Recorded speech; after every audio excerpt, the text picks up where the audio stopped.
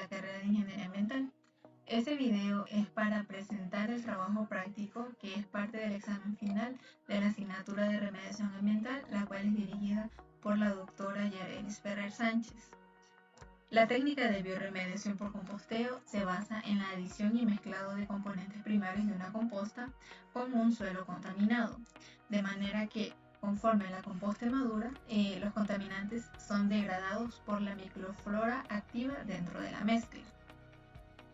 Se utilizó una porción de suelo contaminado proveniente de un sitio en el cual sus tierras son utilizadas para la cosecha de diferentes tipos de cultivos como son el arroz y la soya, y en el cual se utiliza gran cantidad de agroquímicos y fertilizantes y también de pesticidas a lo largo de todo el año.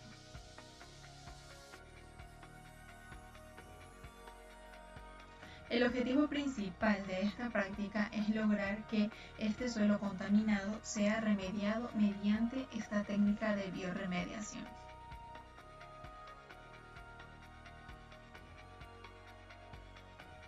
Los materiales y elementos que se utilizaron para realizar este compost son el suelo contaminado, los residuos vegetales, una lata de cerveza, agua, pan y la maceta que va a contener nuestra mezcla.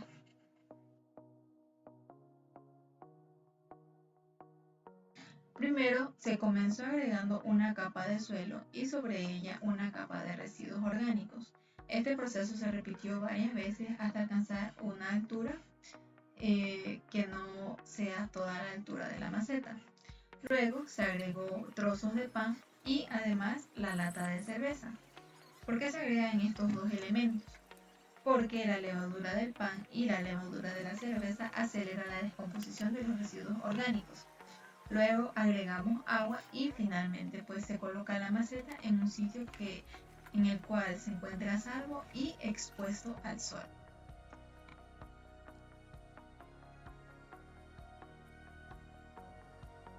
Con el paso de los días pude notar que el compost desprendía olores un poco fuertes.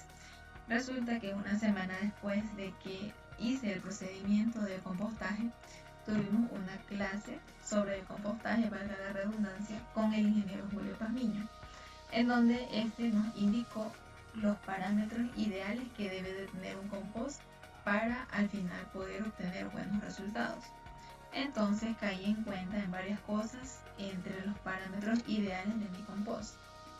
Primero, mi compost no tenía una aireación ideal como lo sugieren los parámetros ideales, que es del 5 al 10%, lo cual ocasionó que exista una insuficiencia de evaporación del agua. Además, al momento de que hice mi compost, la humedad que se le agregó a este fue un poco exagerada. Los parámetros ideales sugieren que la humedad ideal de un compost debe ser del 45 al 60%. Un exceso de humedad, como en el caso de mi compost, da lugar a zonas de anaerobiosis. Otro error en el que caí en cuenta sobre mi compost fue el no controlar el tamaño de las partículas de los residuos orgánicos que agregué. Estos, como se pudo ver anteriormente, fueron agregados directamente de la manera en que los tenía almacenado. Entonces, según los parámetros, esto desacelera el proceso de compostaje, ya que no se debe de tener partículas mayores a 30 centímetros. Por último, en lo que refiere a la relación carbono-nitrógeno, puede que esta en este compost no se haya encontrado balanceada debidamente, ya que los residuos vegetales añadidos fueron de manera aleatoria. Es decir, no hubo un control de qué residuos iban a aportar carbono y cuáles iban a aportar nitrógeno y de qué manera estos aportaban estos componentes de manera balanceada. Entonces, llegué a la conclusión de que eso no estaba sucediendo en mi compost debido a los malos olores que se desprendían por la formación de amoníaco. Entonces, es correcto decir que la relación carbono-nitrógeno en este caso era menor al rango ideal. Luego de esta semana en la donde caí en cuenta, pues el compost seguía teniendo una apariencia un tanto oscura. Además estaba húmedo y seguía manteniendo el olor un poco fuerte. Por otra parte, se observaban unas pequeñas manchas blancas en la superficie del compost, como manchas con efectos visuales putrefactos. Entonces procedí a quitar estas manchas de la superficie y noté que bajo de estas manchas y sobre algunas zonas de la superficie del compost existía la presencia de insectos.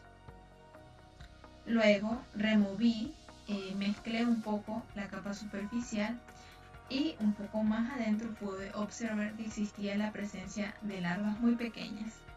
Todo esto pues se había causado debido a los inconvenientes presentados anteriormente.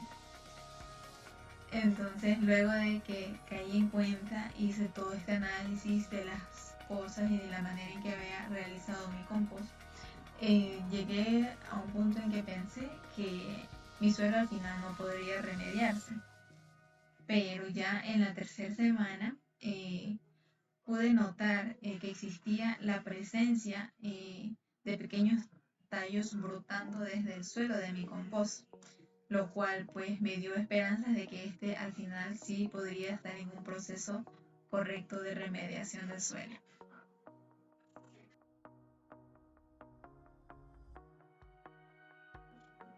Bien, de acuerdo pues a la forma en la que actualmente luce mi compost, pese a los errores y dificultades que se presentaron a lo largo del camino en la elaboración de este, mediante pues la técnica de remediación de suelos contaminados, es posible concluir que este actualmente se encuentra en un proceso de remediación debido al crecimiento de pequeñas plantas, lo cual es algo muy positivo y lo que lo cataloga pues en camino a convertirse en un suelo útil para cultivos o siembra de alguna o especie tipo de planta.